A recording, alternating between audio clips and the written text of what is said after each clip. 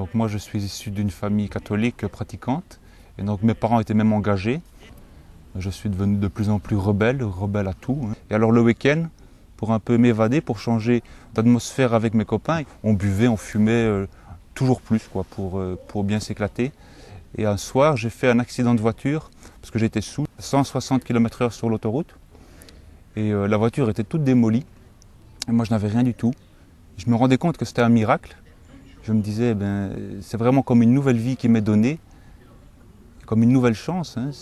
Et puis, et en même temps, la première pensée qui m'est venue, c'est je m'en fous, la semaine prochaine, je recommence. Donc, et là, j'ai eu peur. Je me suis rendu compte que finalement, moi j'aimais bien la vie, je voulais faire quelque chose de grand de ma vie, mais elle avait tellement, elle manquait tellement de sens que j'étais prêt à la perdre à la première occasion, à jouer avec bêtement comme ça.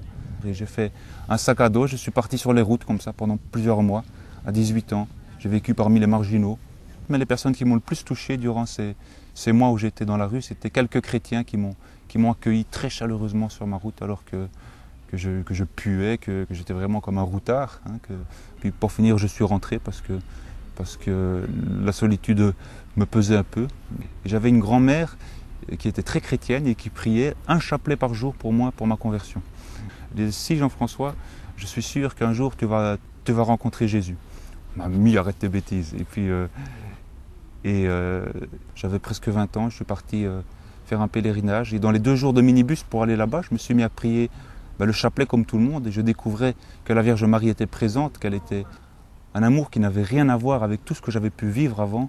Un amour que je recevais comme ça, qui était d'une pureté. Et alors que j'étais un grand garçon qui avait déjà vécu plein de choses et tout ça. Et quand je voulais donner une image dure de moi-même, je me suis mis dans une chapelle pleine à craquer pendant 1 heure. J'ai pleuré vraiment, pleuré de joie devant l'amour de la Vierge Marie. Et alors mon animateur me dit, Jean-François, si tu veux vivre une démarche de pèlerinage jusqu'au bout, il faut que tu ailles te confesser. Donc j'y vais. Mais le problème, c'est que je ne regrettais rien dans ma vie. J'avais l'impression que tout allait très bien, que voilà, que c'était... Et alors je rencontre ce prêtre, il me met directement à l'aise, en voyant que je n'avais pas l'habitude. Et puis alors simplement, je lui expose ma vie.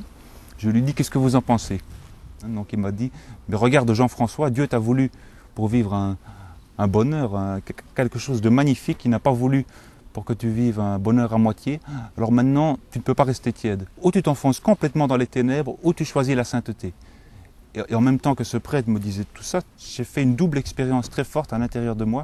Tout d'un coup, je découvrais à quel point plein de gens étaient blessés par mon indifférence, par mon égoïsme, par ma mauvaise influence. Et toutes ces personnes qui étaient blessées à cause de moi, Dieu en souffrait aussi, parce que chaque personne est un enfant infiniment aimé de Dieu. Je faisais cette expérience intérieure, j'avais tellement honte, je voulais me cacher sous terre, et en même temps, j'ai découvert la miséricorde de Dieu, à quel point, malgré cela, Dieu m'aime et me donne de repartir, me donne une vie nouvelle. Et je suis sorti de cette confession complètement bouleversé. Je ne savais pas ce qui m'arrivait. En même temps, je sentais un poids qui était parti hors de moi. Je me sentais léger, vraiment. Mais j'étais sous le choc pendant un jour, je ne comprenais pas.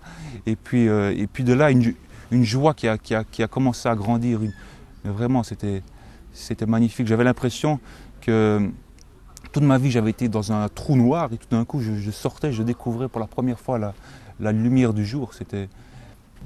En tout cas, ça a été vraiment le début d'un chemin extraordinaire que je n'aurais jamais imaginé. Parce qu'à partir de ce moment-là, ça a été le moment finalement de la naissance de ma vie spirituelle. C'est cette prière de ma grand-mère finalement qui a été exaucée parce que Dieu est bon, il écoute nos prières et nous n'avons jamais fini de prier pour les autres.